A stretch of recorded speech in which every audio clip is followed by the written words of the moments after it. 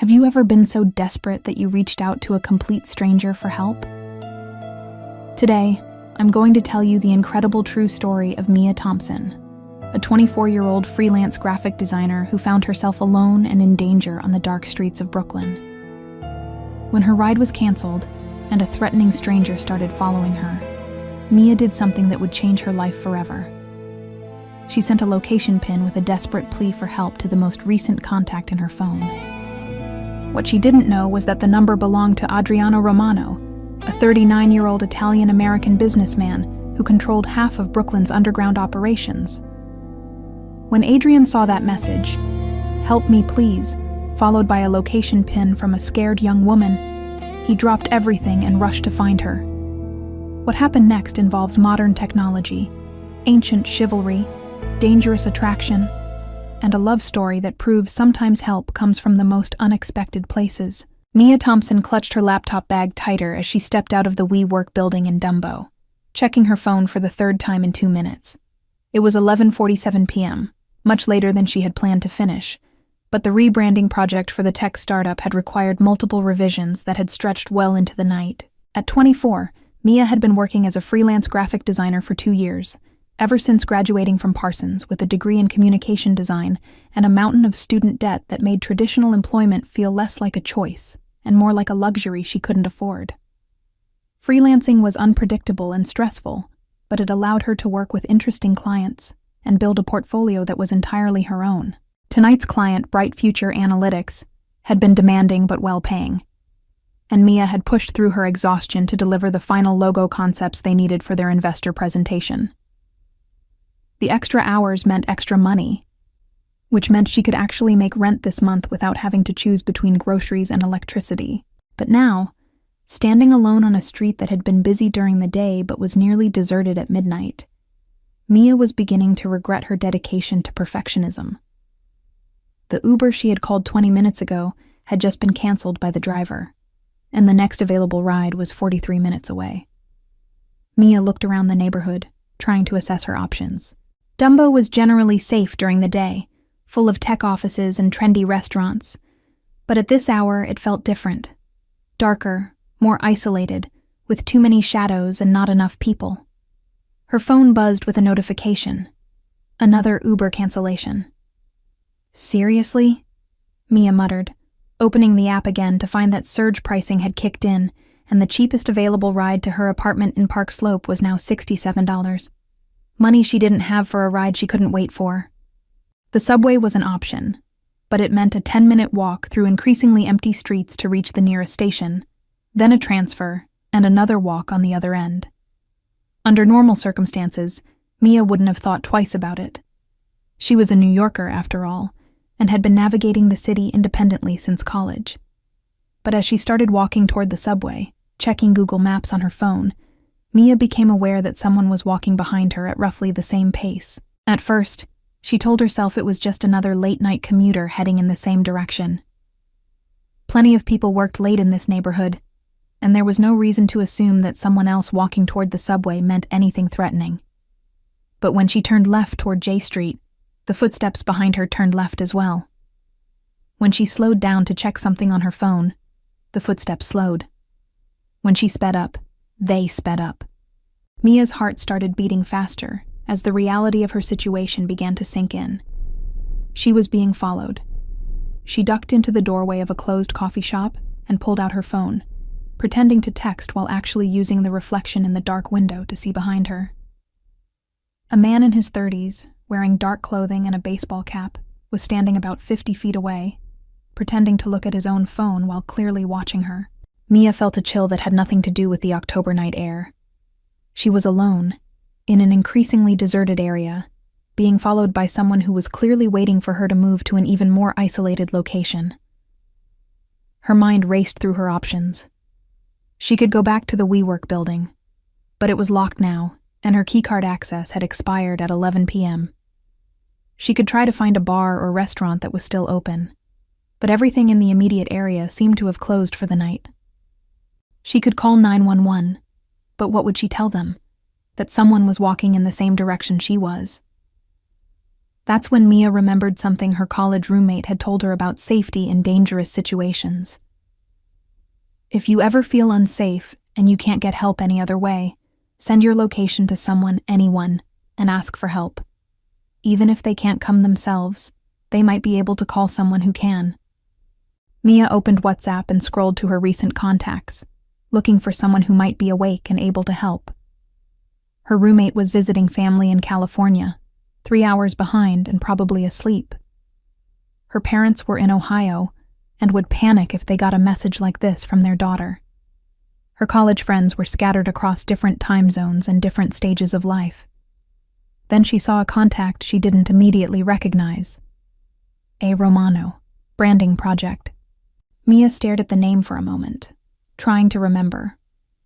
Someone had contacted her about a potential project, she thought. They had texted back and forth briefly about scheduling a consultation, but they hadn't actually met yet. She couldn't even remember what kind of business it was, restaurant maybe, or some kind of import company. But the contact was recent, and whoever A. Romano was, they had reached out to her professionally, which suggested they were probably a legitimate business person, rather than some random stranger who might ignore her message or worse. More importantly, Mia was running out of time and options. The man who had been following her was starting to move closer, and she could see him checking his surroundings like someone preparing to make a move. With shaking fingers, Mia dropped a location pin in the chat with A. Romano and typed, "Help me please. Being followed by a man. Can't get ride. Scared."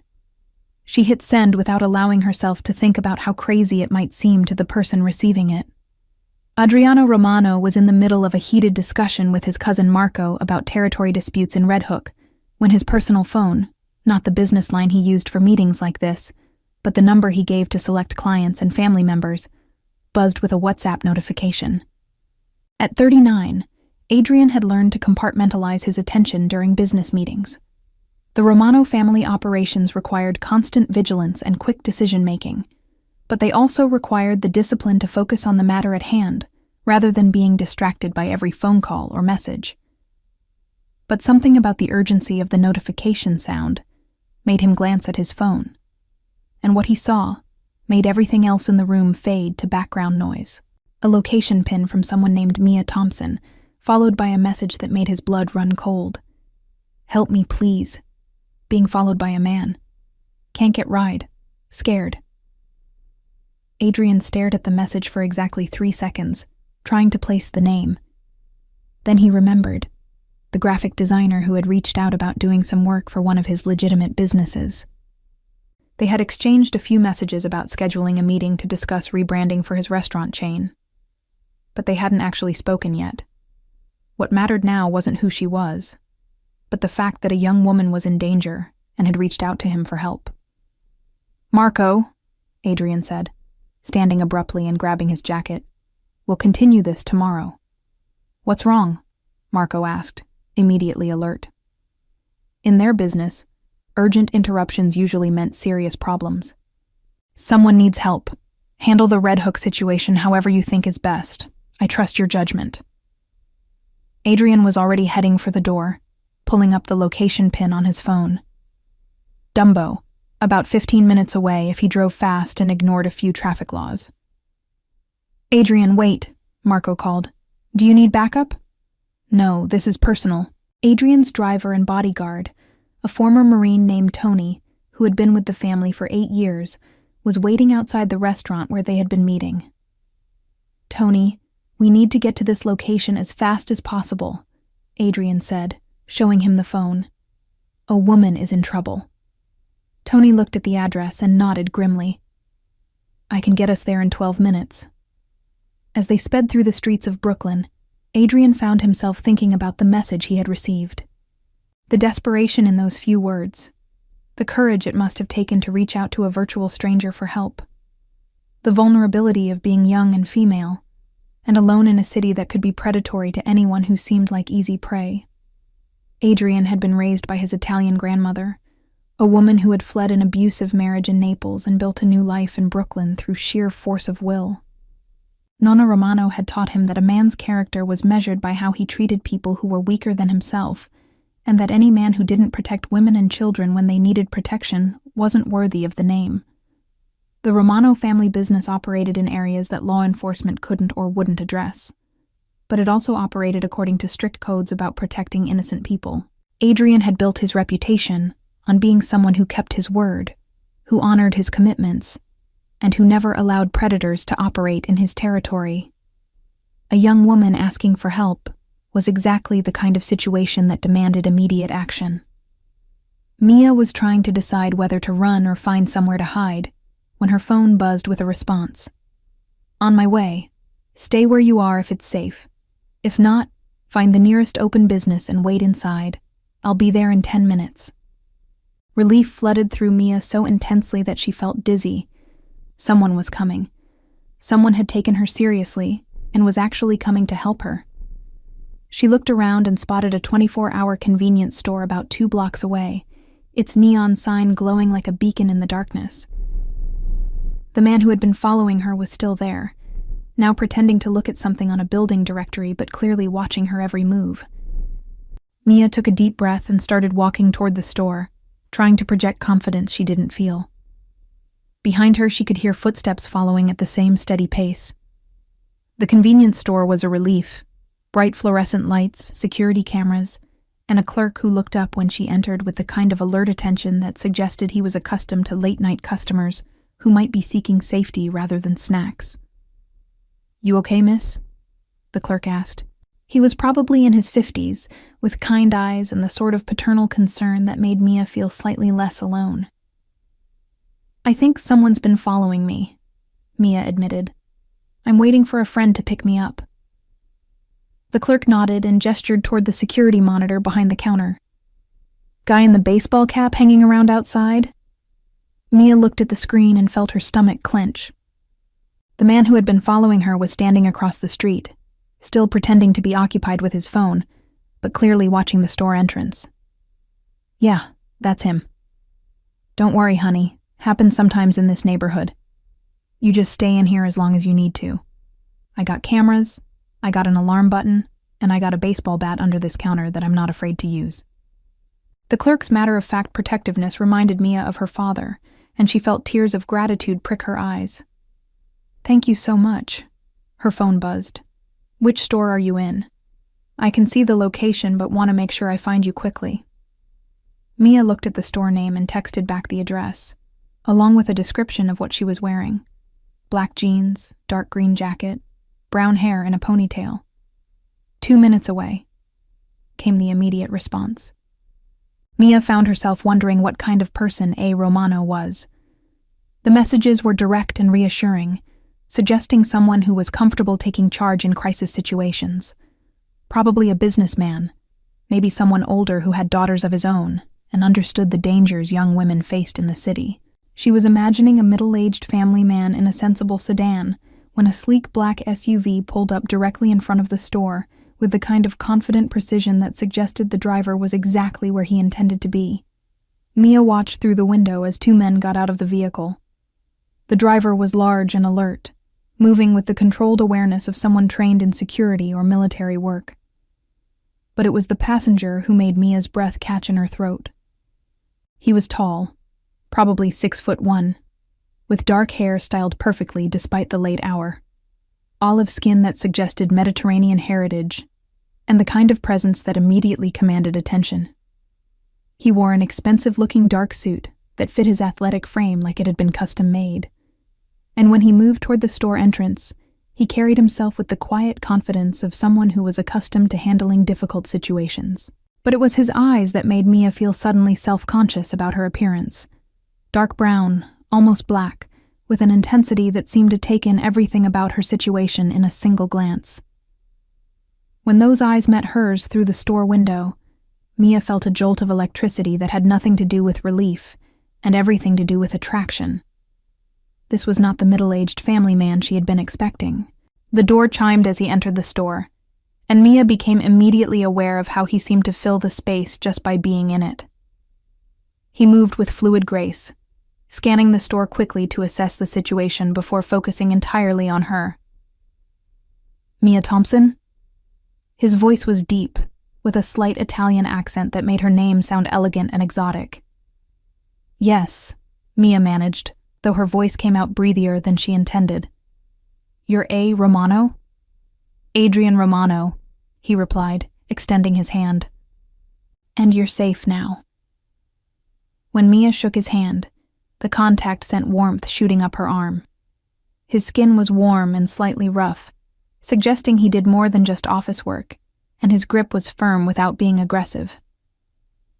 Thank you for coming, Mia said, realizing she was still holding his hand and reluctantly releasing it. I know this must seem crazy, texting a stranger like that. Adrian's expression softened. Not crazy, smart. You recognized danger and found a way to get help. That takes courage. The way he said courage, with genuine respect and admiration, made Mia feel like she had done something impressive rather than just panicked and reached out desperately. Is he still out there? Adrian asked, moving to look out the store window. Mia joined him, standing close enough to catch a hint of his cologne, something expensive and masculine that made her acutely aware of him as a man rather than just a rescuer. The man who had been following her was still across the street, but his body language had changed. Instead of the predatory confidence he had displayed earlier, he now looked uncertain, possibly intimidated by the arrival of the SUV and the two men who had emerged from it. That's him, Mia said, the one in the baseball cap. Adrian studied the man for a moment, his jaw tightening with what looked like controlled anger. Then he pulled out his phone and made a brief call, speaking in rapid Italian to someone on the other end. Tony's going to have a conversation with our friend across the street, Adrian said after hanging up.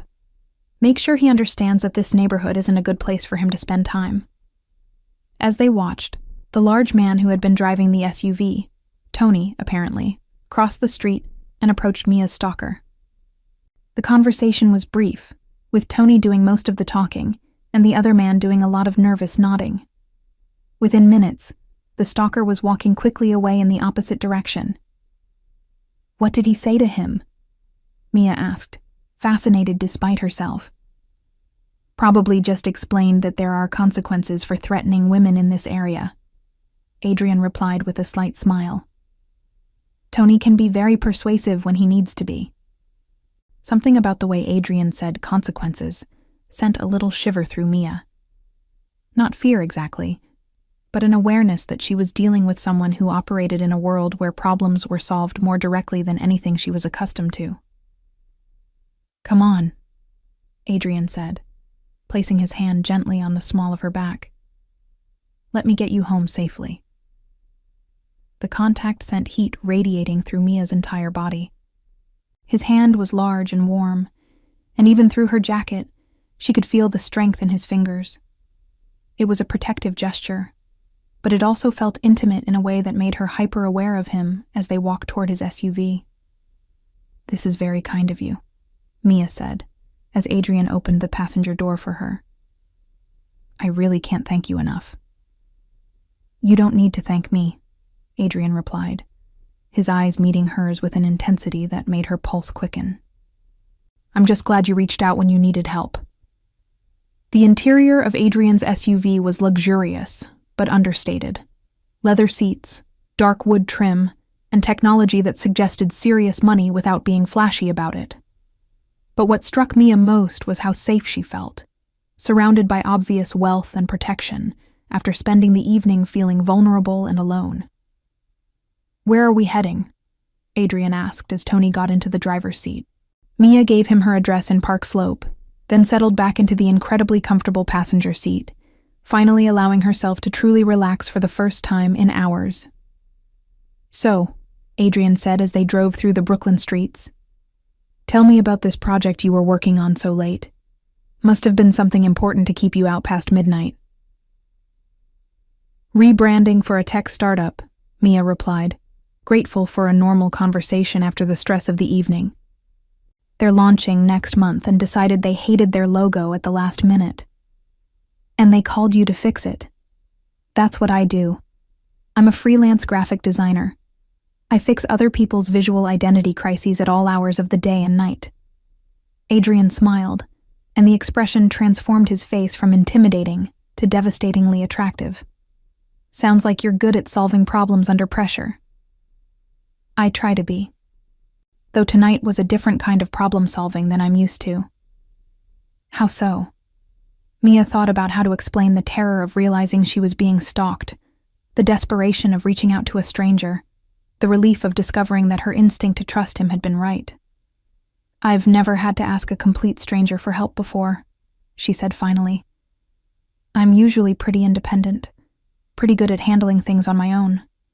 But tonight you recognized a situation you couldn't handle alone, and you were smart enough to reach out before it got worse," Adrian finished.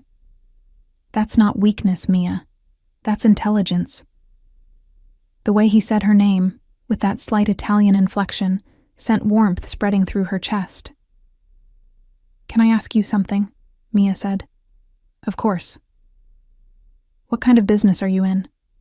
I remember you mentioning something about restaurants when you first contacted me, but—" She gestured around the obviously expensive SUV. "This seems like more than just restaurants." Adrian was quiet for a moment, and Mia could see him choosing his words carefully. "My family has been in New York for 3 generations. We own several restaurants, some construction companies, real estate development projects. Our interests have diversified over time." It was a diplomatic answer that didn't really answer the question, but Mia sensed that pressing for more details might not be appropriate for someone who had just rescued her from a dangerous situation. "And what kind of rebranding were you thinking about?" she asked instead. "Something that reflects tradition, but also appeals to modern customers. Classic Italian food and hospitality, but presented in a way that attracts young professionals, families, people who appreciate quality, but also want contemporary atmosphere." As Adrian described his vision for updating his restaurant's image, Mia found herself genuinely intrigued by the creative challenge. But more than that, she was struck by how thoughtfully he spoke about balancing respect for tradition with the need to evolve and grow. "It sounds like you really care about honoring your family's legacy while also building something new," Mia observed. "Exactly. That's why I reached out to you. I looked at your portfolio online, and I could see that you understand how to modernize classic concepts without losing their essential character." The professional compliment, delivered with obvious sincerity, made Mia feel proud of her work in a way that was both gratifying and slightly intoxicating. "I'd love to work on something like that," she said. "When did you want to schedule a proper consultation?" "How about tomorrow evening?" Adrian suggested. "I could show you the restaurants, let you get a feel for what we're working with. Maybe over dinner, so you can experience the food and atmosphere as a customer would." The invitation was clearly business, but something in Adrian's tone suggested it might also be personal. Mia felt her pulse quicken at the thought of spending an evening with him in a more relaxed setting. "That sounds perfect," she said.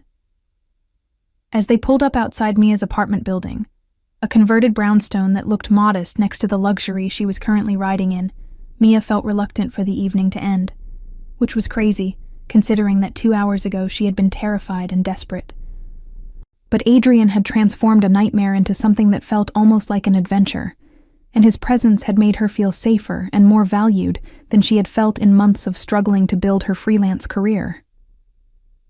"Thank you," she said, as Adrian walked her to the building's entrance. "For everything. For coming when I called. For getting me home safely, for—" She paused, trying to find words for the way he had made her feel like someone worth protecting. "For what?" Adrian prompted gently. "For treating me like someone who mattered, even though you barely knew me." Adrian stepped closer, close enough that Mia could see the gold flecks in his dark eyes, could feel the warmth radiating from his body. "Mia," he said softly, "you reached out to me when you needed help, and you trusted me to come through for you. That makes you important to me." The intensity in his voice when he said "important to me" made Mia's breath catch. They were standing very close now, close enough that she had to tilt her head back to look up at him. close enough that she could see her own reflection in his eyes. For a moment, that seemed to stretch forever, they looked at each other in silence.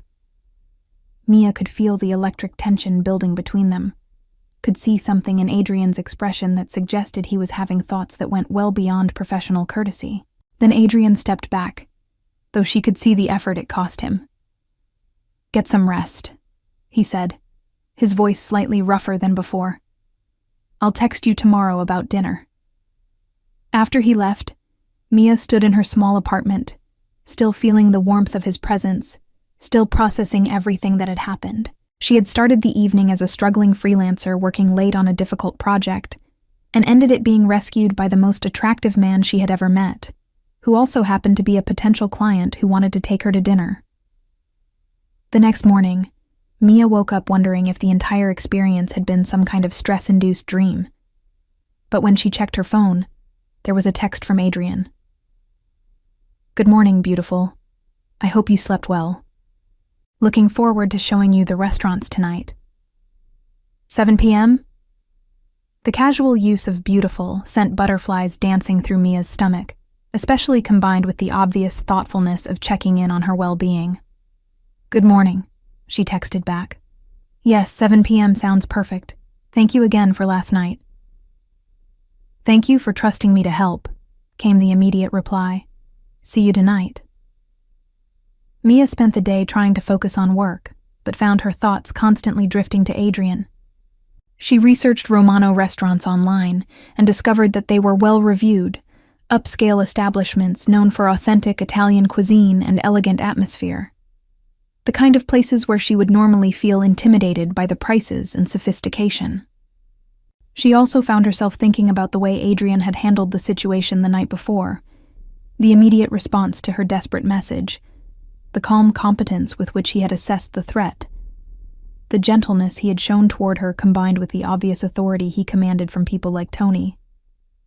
Most of all, she kept thinking about the moment outside her apartment, when he had looked at her like she was something precious he wanted to protect and cherish. At 7 p.m. exactly, Adrian picked Mia up in a different car, a sleek black sedan that was elegant but less conspicuous than the SUV. He looked incredible in a dark blue suit that emphasized his broad shoulders and athletic build, and when he smiled at her, Mia felt that same electric attraction that had caught her off guard the night before. "You look beautiful," he said, as he held the car door for her, his eyes taking in her appearance with obvious appreciation. Mia had agonized over what to wear for a business dinner that felt like it might also be a date, finally settling on a black dress that was professional but flattering, paired with heels that made her feel confident rather than uncomfortable. "Thank you," she replied, trying to ignore the way his compliment made her feel warm all over. Adrian took her to 3 different Romano restaurants, each with its own character and clientele, but all sharing the same commitment to quality food, excellent service, and atmosphere that managed to be both sophisticated and welcoming. "This is incredible," Mia said as they finished dinner at the 3rd location, a cozy place in Brooklyn Heights that specialized in seafood and had a view of the Manhattan skyline that took her breath away. "I can see why you want to modernize the branding without losing the essence. Each place has such a distinct personality." "That's exactly what I was hoping you would understand," Adrian said, leaning back in his chair with obvious satisfaction. "Too many rebranding efforts try to make everything look the same, but we want to celebrate what makes each location special, while still creating a cohesive family identity." As the evening progressed, their conversation had moved naturally from business to personal topics. Mia learned that Adrian had taken over the family businesses from his father 5 years earlier, that he had a degree from NYU, but had learned most of what he knew about running restaurants from working in them since he was a teenager, and that he was passionate about preserving Italian culinary traditions while also adapting them for American tastes. "What about you?" Adrian asked as they shared dessert, a tiramisu that was possibly the best thing Mia had ever tasted. "How did you end up as a freelance designer?" Mia told him about growing up in a small town in Pennsylvania, about discovering graphic design in college and falling in love with the way visual elements could tell stories and create emotional connections, about the challenge of building a career in a competitive field while also trying to maintain creative integrity. It's scary sometimes, she admitted. Never knowing where the next project is coming from, constantly having to prove myself to new clients, dealing with people who think design work should be cheap because it's just computer stuff. But you love it. I do. When I create something that perfectly captures what a client is trying to communicate, when I see how good design can make a business more successful or help people connect with something they care about, it feels like I'm doing something meaningful. Adrian nodded with obvious understanding. That's exactly how I feel about the restaurants. When I see families making memories over meals we've prepared, when I see young couples having their first dates in spaces we've created, when I see our staff building careers and supporting their own families, it makes all the stress and long hours worthwhile. The passion in his voice when he talked about his work made him even more attractive to Mia. This wasn't just someone who owned businesses for profit. This was someone who genuinely cared about the impact his work had on other people's lives. "Can I ask you something that might be too personal?" Mia said, as they prepared to leave the restaurant. "You can ask me anything." "Last night, when you got my message, why did you drop everything to come help me? I mean, you barely knew me, and it could have been anything from a genuine emergency to someone playing a prank." Adrian was quiet for a moment as he helped her with her coat, his hands briefly touching her shoulders in a way that sent electricity through her entire body. "Because," he said finally, "I was raised to believe that when someone asks for help, especially a woman who's afraid and alone, you don't ask questions or calculate risks. You just help. Even if it's inconvenient?" "Mia," Adrian said, turning her to face him, "nothing about helping you has been inconvenient. Everything about knowing you has been unexpected and wonderful." The way he said, "unexpected and wonderful," while looking directly into her eyes, made Mia's heart race. They were standing very close again, just as they had the night before. But this time the attraction between them felt even more electric. "Adrian," Mia said softly, not sure what she wanted to say, but knowing she needed to say something. Instead of words, Adrian cupped her face in his hands, his thumbs tracing gentle patterns on her cheekbones that sent shivers through her entire body.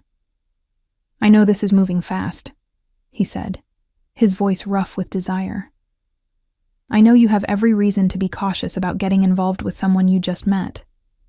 But Mia, what I feel for you, it's not something I can ignore. What do you feel for me? Like you're someone I've been waiting for without knowing I was waiting. Like protecting you and cherishing you and making you happy are the most important things I could ever do." The intensity of his words should have been overwhelming, but instead, they made Mia feel desired in a way she had never experienced before. "I feel something too," she admitted. "Something that scares me and excites me at the same time." "What scares you?" Mia thought about how to articulate the complexity of what she was feeling. Attraction to someone whose world she didn't fully understand. Gratitude that might be confused with love. The feeling that she was stepping into something much bigger and more intense than anything she had experienced before. "I'm afraid that I'm falling for you too fast. That I don't really know who you are. That I'm confusing gratitude with something deeper." Adrian's thumbs continued their gentle caresses on her face. "And what excites you? The way you make me feel safe and valued and alive. The way you look at me like I'm something precious. The way I feel like I can trust you completely, even though I barely know you." "Then trust this," Adrian said, leaning closer. "What's happening between us is real. It's not gratitude or convenience or confusion. It's two people who found each other at exactly the right moment." When Adrian kissed her, it was with a passion that had been building since the moment they met. His lips were warm and firm, his hands tangled in her hair. and Mia felt like every nerve ending in her body was suddenly alive with electricity. She kissed him back with equal intensity, pouring all of her gratitude and growing love and desire into the connection between them.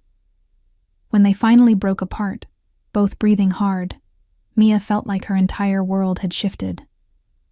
"Wow," she whispered. "Wow," Adrian agreed, resting his forehead against hers. 3 months later, Mia was working from a beautiful office in the Romano family's business headquarters in Manhattan, leading the rebranding project for all their restaurants while also taking on select freelance clients who aligned with her increasingly sophisticated portfolio. The rebranding had been incredibly successful, helping the Romano restaurants attract new customers while maintaining the loyalty of longtime patrons. But more than that, working closely with Adrian had shown Mia what it meant to have a partner who valued her expertise, supported her creative vision, and created opportunities for her to grow professionally. She had also learned more about the complexity of Adrian's business interests. The Romano family's success had been built over 3 generations and involved activities that weren't always strictly legal, though Adrian had been careful to shield her from anything that might compromise her own ethical standards. "I need you to understand something about my world," Adrian had told her one evening about 6 weeks into their relationship, as they sat in his apartment overlooking the city. "What's that?" "Sometimes the right thing to do and the legal thing to do aren't the same thing. Sometimes protecting people you care about requires methods that your business school textbooks wouldn't approve of." Mia had considered this carefully. "Are you telling me you're involved in illegal activities?" "I'm telling you that I operate in a world where protecting my family, my employees, and my community sometimes requires relationships and decisions that exist in gray areas." It wasn't exactly a confession, but it was an acknowledgement that Adrian's influence extended beyond legitimate business operations. "And you're telling me this because?" "Because I respect you too much to let you discover these complications by accident. Because I want you to make informed choices about being part of my life. And because I'm in love with you. And I want you to love me with full knowledge of who I am." The conversation had led to serious consideration on Mia's part. She had always preferred clear rules and straightforward solutions, and Adrian's world was neither clear nor straightforward. But she had also seen the results of his influence, the way he protected his employees and their families, the way he contributed to community causes, the way he treated everyone from his business associates to restaurant staff with genuine respect. Most importantly, she had seen how he treated her, not as someone to be controlled or protected from reality, but as an equal partner whose opinions and concerns mattered in every decision that affected their relationship. "I'm not looking for someone who lives entirely within conventional boundaries," Mia had told him finally. "I'm looking for someone who uses their power and influence to protect people rather than exploit them. From what I can see, that describes you perfectly." Their relationship had deepened rapidly after that conversation. Adrian had introduced her to his extended family, cousins and business associates who treated her with immediate respect and affection. Mia had met Adrian's Aunt Rosa, who ran the family's charitable foundation, and who had become something of a mentor to Mia as she learned to navigate the Romano family's complex social dynamics. She had also learned that Adrian's protective instincts extended far beyond their personal relationship. He was someone who took responsibility for the well-being of everyone in his orbit, who solved problems that law enforcement couldn't or wouldn't address, who ensured that predators and exploiters couldn't operate in his territory. "You know," Mia said one evening as they stood on the balcony of Adrian's penthouse apartment, looking out over Brooklyn and Manhattan, "6 months ago, I was struggling to pay rent and working alone in my tiny apartment, wondering if I'd ever build a sustainable career. And now?" Adrian asked, wrapping his arms around her from behind. "Now I'm working on projects I love, with resources I never imagined having, supported by someone who believes in me more than I sometimes believe in myself." Adrian pressed a kiss to the top of her head. "You were always capable of this level of success, Amore. You just needed the right opportunities, and someone who recognized your potential." Mia leaned back against his chest, feeling the security and contentment that had become the foundation of her daily life. Any regrets about answering that desperate text from a stranger? Adrian turned her in his arms, his dark eyes holding hers with the same intensity that had taken her breath away the night they met. My only regret is that you had to be scared and alone before you reached out to me. If I could change anything about our story, it would be that I found you before you needed rescuing. But then, we might never have found each other at all. Sometimes the worst moments lead to the best outcomes. In that case, Adrian said, pulling her closer, I'm grateful for every circumstance that led you to send that message. As they stood together on the balcony overlooking the city where they had found each other, Mia thought about how one moment of desperation had become the doorway to everything she had ever wanted. She had reached out to a stranger in her darkest hour and discovered not just safety, but love, partnership, and a future more beautiful than anything she could have imagined. Sometimes, she reflected, help comes from the most unexpected places. Sometimes the people we think are strangers turn out to be exactly who we need, and sometimes the most frightening nights lead to the most beautiful mornings. That's the story of Mia Thompson, the freelance designer who sent a desperate location pin to a number she barely recognized, and Adriano Romano, the businessman who dropped everything to rescue a woman he had never met. Their story proves that heroism can come through a phone screen, that modern technology can facilitate ancient chivalry, and that sometimes the most important messages we send are the ones we never planned to write. Mia and Adrian's love story reminds us that courage sometimes means reaching out when we need help, that the right person will always answer when we call, and that the most meaningful relationships often begin with simple words. Help me. If this incredible story touched your heart, and you want to hear more amazing tales of unexpected rescue, modern romance, and love that conquers all obstacles, make sure to subscribe to our channel and hit that notification bell. We share new stories every week about real people who discovered that help can come from anywhere, and that sometimes a single text message can change 2 lives forever. What did you think of Mia and Adrian's story? Have you ever reached out to a stranger for help? Would you have sent that desperate message? Share your thoughts in the comments below. We love hearing how these stories resonate with your own experiences of unexpected kindness, modern heroism, and finding love in the most unlikely circumstances. Remember, sometimes when you're brave enough to ask for help, the universe sends you exactly who you need. Thanks for listening, and we'll see you in the next story.